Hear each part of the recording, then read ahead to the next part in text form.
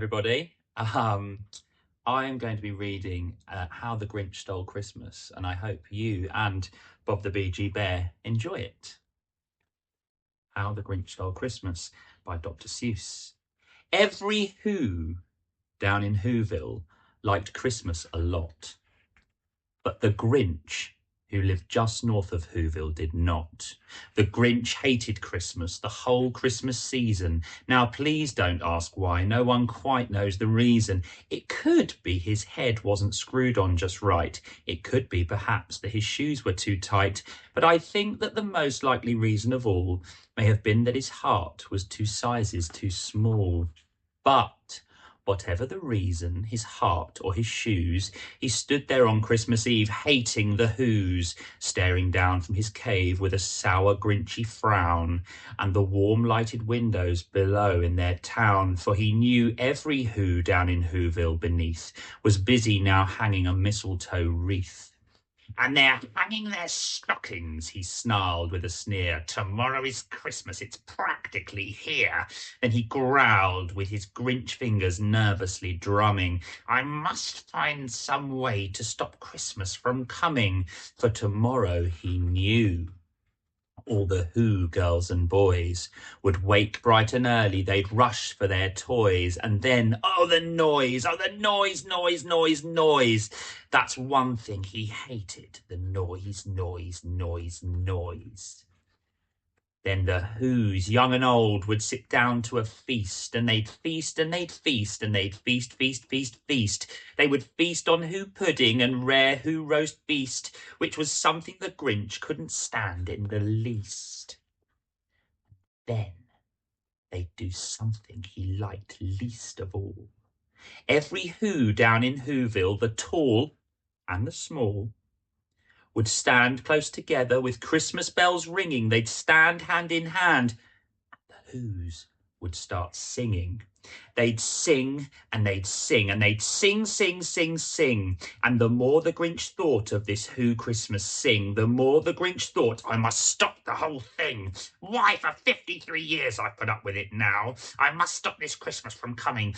But how?" Then he got an idea. An awful idea. The Grinch got a wonderful, awful idea. "I know just what to do." The Grinch laughed in his throat, and he made a quick Santa Claus hat and a coat, and he chuckled and clucked. "What a great Grinchy trick! With this coat and this hat, I look just like St. Nick. All I need is a reindeer." The Grinch looked around, but since reindeer are scarce, there was none to be found. Did that stop the old Grinch? No, the Grinch simply said, "If I can't find a reindeer, I'll make one instead."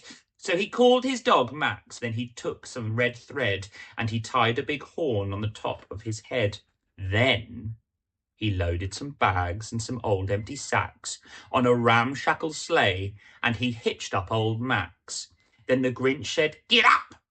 and the sleigh started down towards the homes where the Whos lay a snooze in their town. All their windows were dark, quiet snow filled the air. All the Whos were all dreaming, sweet dreams without care, when he came to the first little house on the square.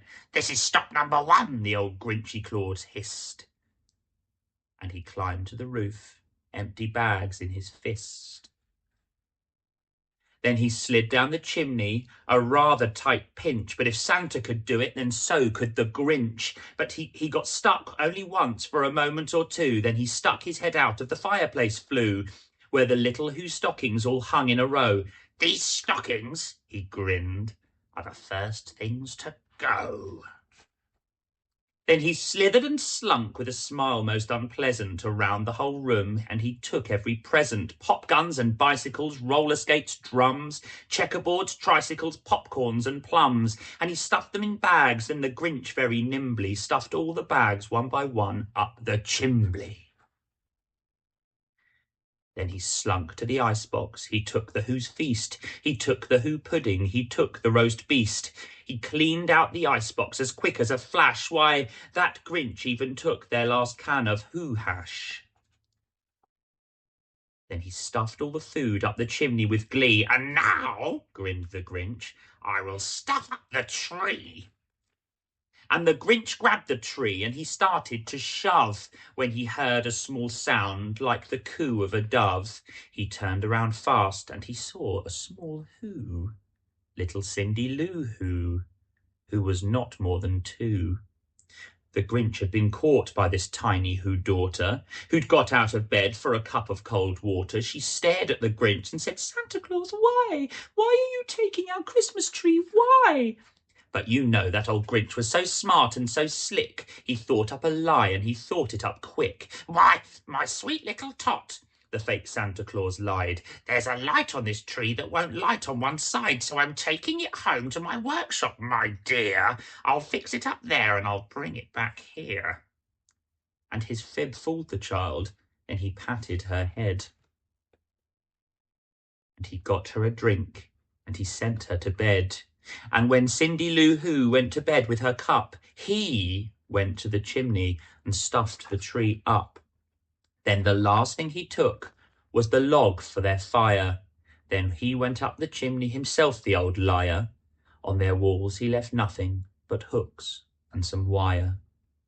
And the one speck of food that he left in the house was a crumb that was even too small for a mouse. Then he did the same thing to the other Who's houses, leaving crumbs much too small for the other Who's mouses. It was 1/4 dawn, all the Who's still abed, all the Who's still a snooze, when he packed up his sled, packed it up with their presents, the ribbons, the wrappings, the tags and the tinsels, the trimmings and trappings. 3,000 feet up the side of Mount Crumpet, he rode with his load to the tip-top to dump it. "Pooh-pooh to the moose," was his Grinchishly humming. "They're finding out now that no Christmas is coming. They're just waking up, I know just what they'll do. Their mouths will hang open a minute or two. Then the Who's down the Whoville will all cry, 'Boo-hoo!'" "That's a noise," screeched the Grinch, "that I simply must hear."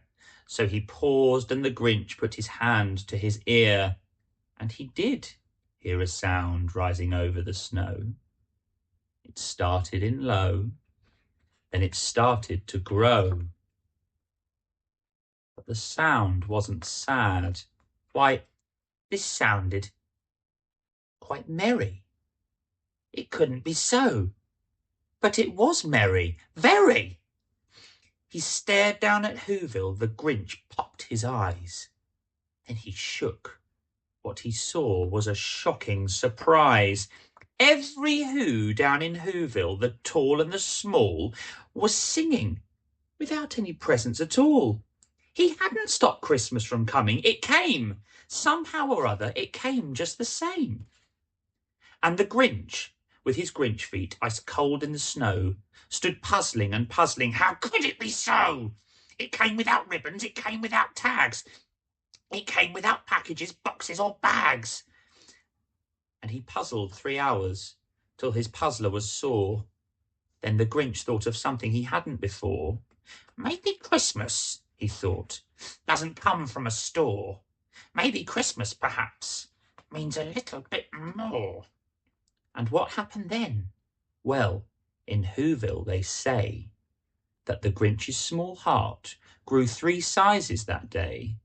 And the minute his heart didn't feel quite so tight, he whizzed with his load through the bright morning light, and he brought it back the toys and the food for the feast, and he himself, the Grinch, carved the roast beast. That was How the Grinch Stole Christmas by Dr. Seuss. That's our last Christmas story. I wish you all a very, very Merry Christmas. Remember that you can watch all of the stories back again over the Christmas holidays, and maybe you can read some Christmas stories of your own before bedtime. So bye-bye from me. Bye-bye from Bob. Have a lovely Christmas.